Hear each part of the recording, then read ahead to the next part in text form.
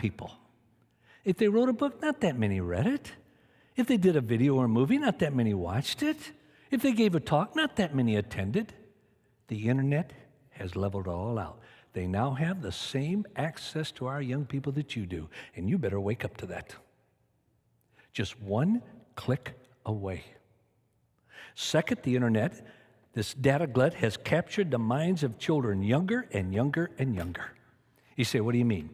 Well, 25 years ago, if somebody was here speaking, raising money, say, for this church, for a youth building or something like that, every single speaker straight across would always say, well, if you don't reach them by 18 years old, you won't reach them. You know what it is today? Their 12th birthday. If you don't reach them by their 12th birthday, you probably won't reach them. You see, 25 years ago, if you didn't reach them by their 12th birthday, 36% would still come to Jesus. You know what it is now? 4 to 10% will ever come to Christ and never even begin to develop a biblical worldview. 4 to 10%. Do you see the trend? Then it creates an intellectual skepticism. Back when Al Gore invented the internet, I'm trying to keep a straight face, especially watching him the other night on TV. When they came out with the internet, pastors, youth, everyone was saying, apologists say, oh, this is going to be so wonderful, going to usher in all this truth, this certainty. I'm sitting there scratching my head and saying, what are you talking about? This information glut will bring in probably the greatest period of skepticism intellectually ever. And I was a prophet, not a biblical prophet. I just read stats. And I don't stick with the little narrow stats like this. I go back 5, 10, 15, 20, 25 years. That's how you catch trends. That's how you stay out on the cutting edge. Not when you're looking at research like this.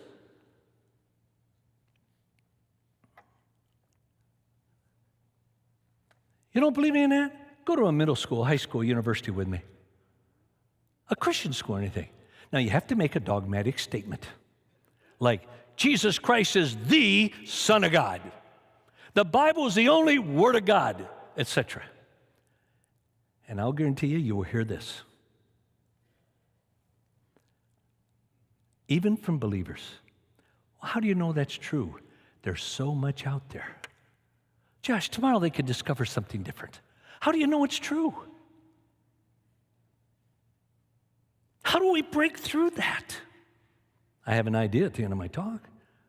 How do we get their attention? Then third, the third foundation for almost all trends today, pervasive internet pornography. You want to look at trends? I doubt there's one person in this room, including me, even begins to know how big pornography is. But let me tell you, in the next 3 to 4 minutes, you're going to get an education. And I guarantee you won't know what I'm going to share in the next 3 to 4 minutes. In 1998, there were 14 million pornographic web pages. In 2003, it went to 26 million. 2006, 420 million pornographic web pages. 2010, 500 million pornographic pages. 2012, 980 million. 2016, over 2 billion. You talk about a trend that has devastating intellectual implications. It would take one person to look at that 4,083,000 days or 11,180 years. Just at 1 minute of pornographic video or shot to just look at that. There are more than 26 million pornographic websites. What I'm sharing right here probably is having a greater effect on intellectual acceptance of Christianity, etc., than anything I mentioned tonight.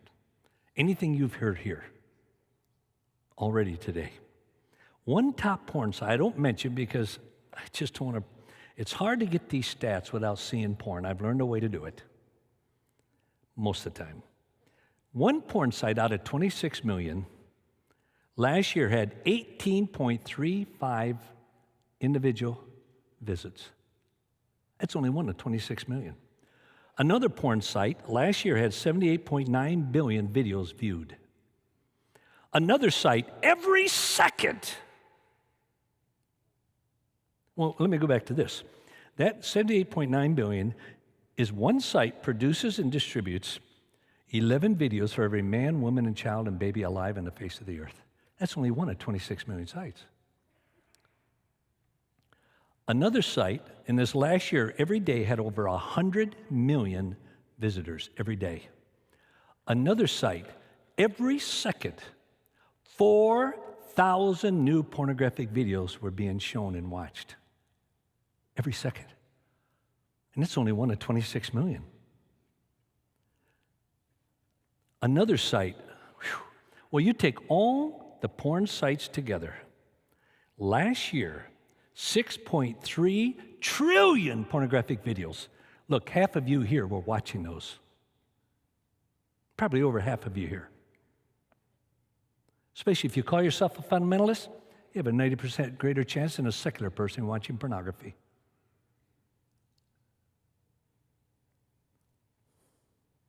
Total porn videos on all sites watched in one day, 17 billion.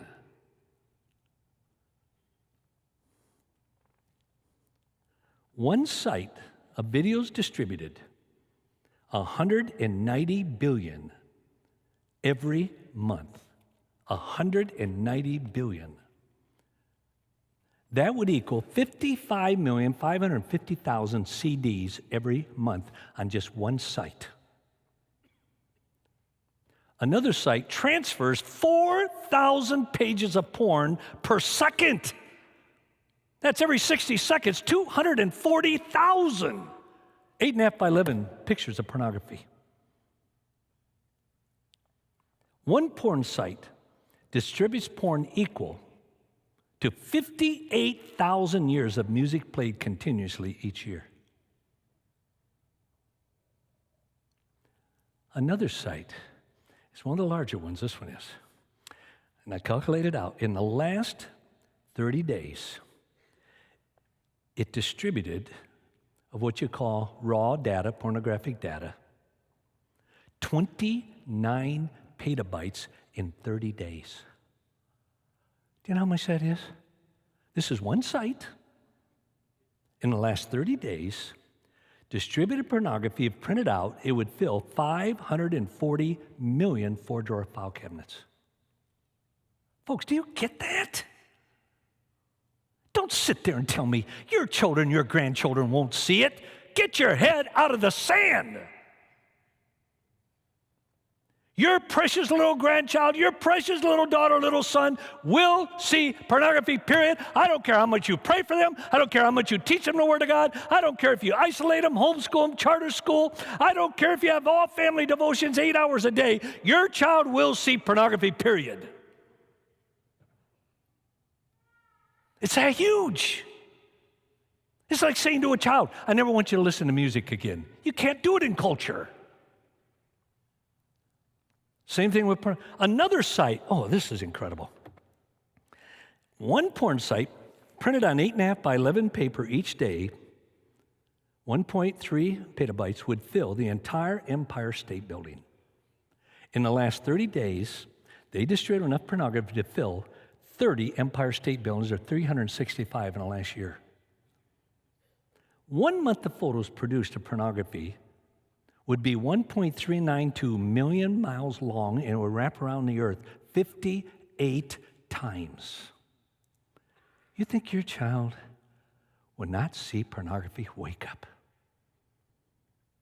Now, here are some of the trends that's come out of these three. One with truth. One with truth. They did a major study.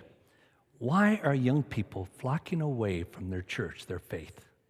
Christian Smith, who was at UNC, now he's at, Notre Dame. They did a huge study, open-ended study. In other words, a closed-ended study is, out of these 5 things, what's number one? Open-ended, well, what's number one? So in a closed, it could be 60, 70%. In an open-ended, 8% could be number one. in an open-ended question, why are you walking away from your faith and becoming non-religious? 32% says it was because of intellectual skepticism or disbelief. No one would answer my questions. 28%. Now think of that. The first two, 32, 28, that's 60% in an open-ended question. 28% said it wasn't relevant to my life. Their phrases went like this: some stuff is too far-fetched for me to believe. Well, there's no real proof. Too many questions that I can't answer. 63% of evangelical young people said they would attend a church if that church presented truth in an understandable way that relates to my life now. Don't you ever teach apologetics in a vacuum. All truth was given for relationships. And it bugs me, and I would say half of or more of all the apologists I know, the famous ones and everything else, they teach truth for the sake of truth. Truth was given to be applied to relationships. Our relationship with God, relationship with the Father, relationship with the Holy Spirit, relationship with the believer, with the non-believer, with the relationship with our mom, with our dad, with our parents, with our children. All truth was given for relationships. That's why I don't call myself an apologist. I call myself a relational apologist. And one man, you know him all, he called me one time and he said, why is it you go to the university and thousands come to Christ, I go to the university and maybe 20 will come to Christ? I said, very simple, you're doing it wrong. You're doing it wrong. You don't teach truth for the sake of winning an argument or teaching truth for the sake of somebody knowing truth. You teach truth for the sake that they apply it. And you apply it. UCLA, the percentage of college students who never attended religious services doubled in the last 2 years from the time they entered college until their junior year. Walked away from the church. You know why? Now, what I'm going to share here, I really believe is true, but it's contrary to probably everything you've ever taught. The reason, according to research, isn't the indoctrination by the faculty.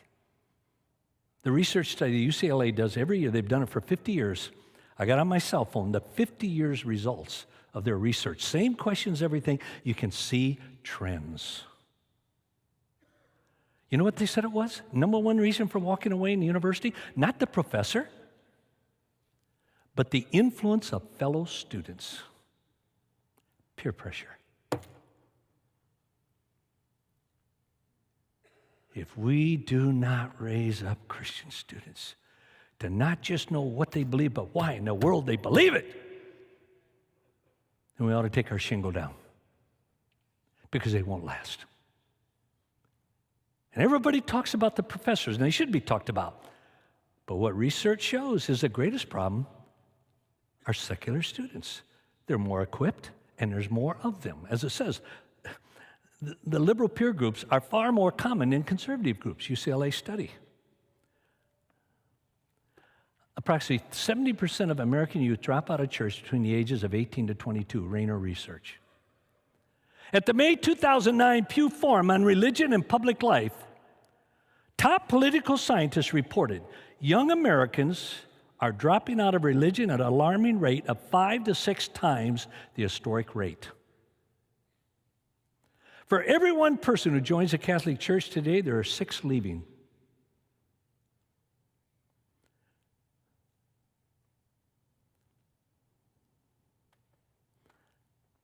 A generation ago, 5 to 10% had no religious preference. Today, it's almost 40%. See the trend? 40% have no religious preference. An estimated 80% of those reared in the church will be disengaged by the time they are 29. Their only moral code is, according to the UCLA research and Barna Group and Gallup, is each individual must decide for himself what is right and wrong, taking into account his needs, desires, hopes, and dreams. Now, Christianity Today had a very insightful article. Listen to this. This reflects a changing worldview. A growing percentage of Americans don't believe in right and wrong. They don't believe that there's absolute truth. And if there's no absolute, now listen to this, then they're reluctant to talk about morality. I believe I can prove, and I wish, I almost feel like writing about a 15-page documented paper on this. The issue with Hillary, with the emails, and Bill Clinton, and all the sex, and with Trump, it's not a moral issue, folks. It can't be a moral issue with what all the statistics shows about the American population. It's a political issue disguised as a moral. And if you don't realize that, you go into debate with any of them, you'll be lost. It's not a moral issue. It can't be. It's how you get across your political view. Chief reasons they gave for walking away from Christianity. These are all documented. Modern science somehow undermines the claim of the faith. 2, rational thought makes religion go out the window. Number 3, lack of scientific evidence of a creator. Number 4, religion reason somehow is incompatible. Number 5, religion just seems to be the opiate of the people, Karl Marx. Religion amounts to a projection of our idealized self-image, Ludwig Feuerbach. Number 7, religion is like a waking dream, a wishful, fulfilling fantasy, Sigmund Freud. That's today. Number 8, Christians seem to behave so badly. Number 9, it says 7, but it's 9, religion is the greatest source of conflict in the world. Some of the other studies shows that half of all U.S. adults believe ethics and morals are based on what seems right to a person based on their own judgment and ideas.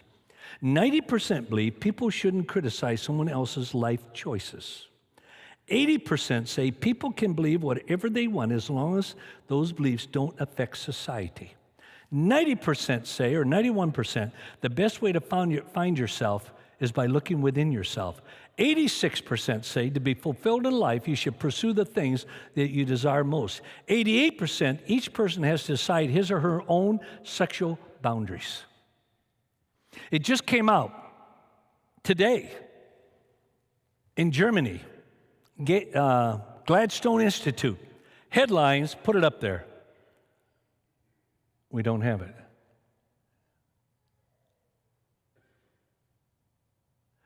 I'll be darned, I wonder what happened. But anyway, it said, oh, I wish I had the PowerPoint here.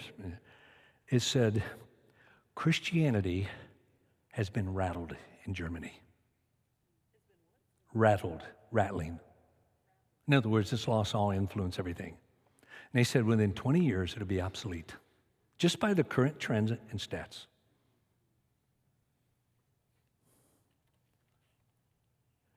"63% of young adults said they would attend a church if that church presented truth in an understandable way that relates to my life now."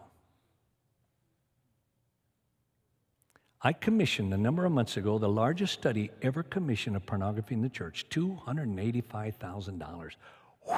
Instead of 300 scientific interviews, we did 3,000. So I have stats that nobody else in history has ever had with a 99% accuracy. Here's one of the things it shows. Believe moral truth is relative. Elders, 39%, boomers, 41%, Generation X, 44%, millennials, 51%. Do you see the trend?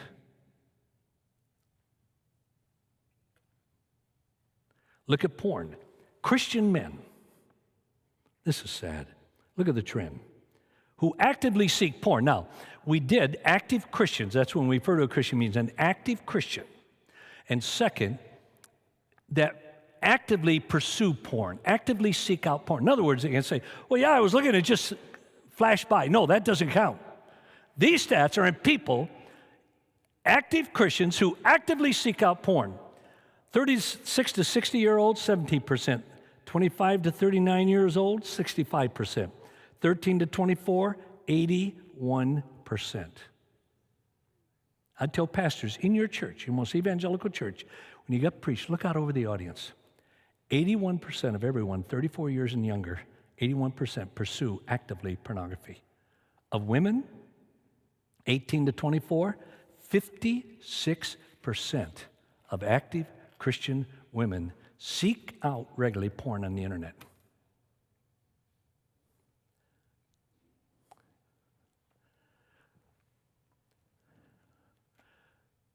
Those who viewed porn before puberty or during adolescence, the boomers, 6%. Generation X, 13%.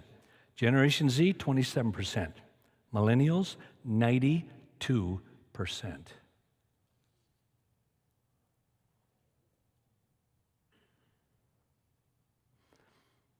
I was in the Middle East. I was in a country that they bragged about being the most elite Christian school in the world. And it is good. Oh my gosh, they got an incredible curriculum, everything. I spoke there on sex, love, and relationships. Pornography came up. Well, that's a hot button for me, and I laid into the subject. The headmaster was upset for me. He said, we don't have that problem here. That's when you know, why in the world, how did that guy ever get into education? There's more disconnects than anything. But after I left, they started to see things because some of my comments. So they did a 20-question questionnaire just to ask 2 questions. So it wouldn't be threatening or anything else. And in there, they put in 2 questions. Do you watch porn on the internet? These are 13 to 15-year-olds, 337 of them. Do you watch porn on the internet? Second question, do you need help dealing with this? This was all concealed in 20 questions. Last February, I think it was the 18th, they sent me an email and said, Josh, we're staggered. Every single one, 337, said, do you watch internet porn on the internet? Said yes. Do you need help? Every single one of them said no. It's not much different here, folks. I was just in another Eastern European country. It was hosted by Crew. And one of the meetings, there were 2,400. It would be about 17-year-olds to 28-year-olds. In other words, the last 2 years of high school and university. And now we had, 355 trusted Christ as Savior and Lord. Well, I'll never do a meeting unless they have planned and the people to do 5 one-hour follow-up appointments. They did something that no one's ever done. Crew did, Campus Crusade. On the second follow-up appointment, they asked every one of them, do you watch porn on, or no, they ask them, what is your greatest barrier to becoming a true follower of Jesus Christ? March 24th, that afternoon, I got an email from them. They said, Josh, you will not believe this. Every single one of those 355 new Christians said, I have a problem with pornography and I need help.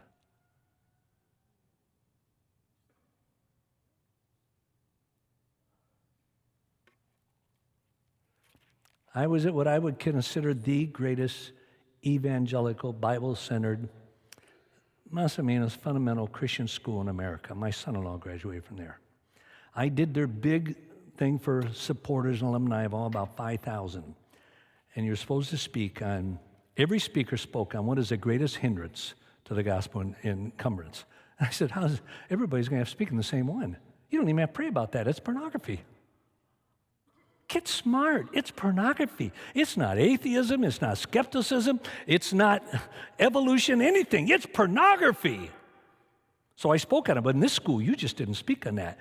Ooh, all the big name speakers were sitting right in front. There's probably some here sitting right in the front, and I said, I knew I was going to come out a hero or a heel. And for 55 minutes, and it went viral on the internet. 55-minute talk went viral. Hundreds of thousands watching it.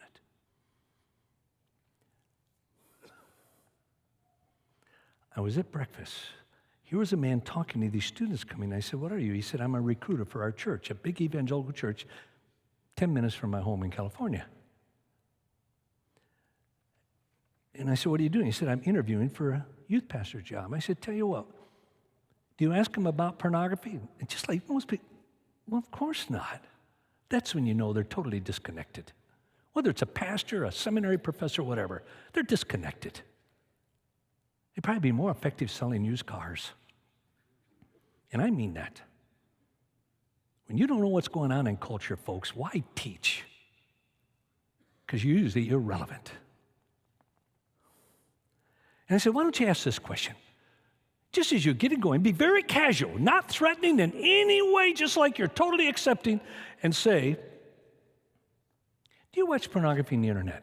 He said, why? I said, just do it and see what happens. 2 days later, I finished my last of my talks and everything else. I'm going through the revolving door at the hotel. He was coming out the other way. I said, how'd the interview going? He stopped. He said, a disaster. I said, why? He said, I interviewed 14 students to be youth pastor. 12 of them are addicted to pornography and the internet. And this is one of the top evangelical, fundamental, Christ-centered, biblically based schools after high school you can ever go to. It's true everywhere. In the study, now think of this, 18 to 24-year-old active Christians, 18 to 24-year-old, 95% said, whenever I talk with friends about pornography, it's in either a neutral, accepting, or encouraging way. 95%. Only 5%, 1 out of 20 of 18 to 34-year-olds, only 1 out of 20 would say that they even have one friend who thinks viewing pornography is bad. These are active Christians in the church. Of 13 to 18, 11%, 1 in 10 of active Christian teenagers say they have a friend who would say viewing pornography is bad, only one friend.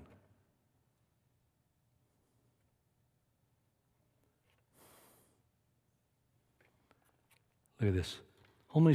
Homosexuality accepted, 40% 2001, 60% 2016. Teen sex acceptable, 2013, 32%, 2016, 37%. Pornographic tracking upwards, it's gone from 31 to 34. Approval of porn, women 25%, men 43%. These are active Christians. What do we do? What do we do? As Chuck Swindoll said, pornography is the greatest cancer in the history of the church. And only 7% of evangelical churches, Richard, has any program whatsoever to help anyone on pornography. Especially the most suffering person in the world in every church in the furthest out jungle is that woman married to a porn addict. And the church doesn't deal with it. That's the saddest, most hurting person in the world. And we have nothing. Only 7% of churches. Now let me wrap it up. Right there. Bill Hybels came onto the scene. Now you might take notes here. Bill Hybels came onto the scene a while back. You remember, Richard, and he said, we got a problem. They did a huge study of their church and overwhelmingly showed they had not created true followers of Jesus. That they had a complete generation at that church who had never passed their faith on to the next generation. When about 130 AD, a man came onto the scene and said, we have a problem. It was Justin Martyr. You see, when I read books on worldview, my disappointment in most books, they go back to the first century church. Now, take this with a grain of salt. The first century church was a failure. Isn't that awful to say? Now, I'm doing a little bit tongue-in-cheek. But do you realize in the first 100 years, there were less than 25,000 believers in the world? After 100 years, Justin Martyr came on the scene and said, we got a problem. We're not creating true disciples of Jesus Christ. We're not creating disciples who are passing their faith on to the next generation. Same thing Bill Hybels said. Except Justin Martyr uttered 3 words: believing, belonging, behaving. And with that 4 principles that I'll touch in just a minute, in 2 minutes, those 3 words and those 4 principles took the church from less than 25,000 believers to over 20 million in the next 200 years at the Council of Nicaea. Believing, belonging, behaving. Now here is what, in fact, I don't have my book here with me on there. The book, The Unshakable Truth, is probably the most significant book I've ever written in my life. It's hard to say when you got evidence out there and more than a carpenter said, but it's the most strategic book I've ever written, The Unshakable Truth. Justin Martyr said there's 12 truths to create true followers of Jesus. Not 9, not 11, not 13. 12 truths.